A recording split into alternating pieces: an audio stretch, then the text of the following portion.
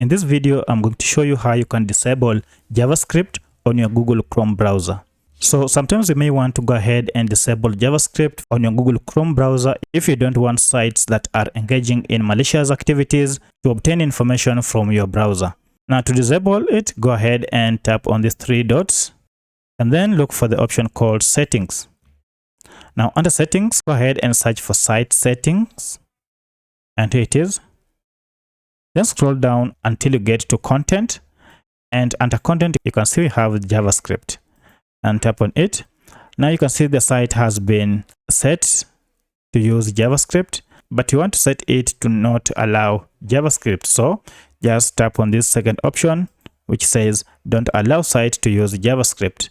Once you do it, you are done. From here henceforth, all the sites that you visit cannot use JavaScript on your browser. So if this video is helpful to you, kindly hit the like button and subscribe to this channel to support me. Thank you for watching, and let's meet in the next video.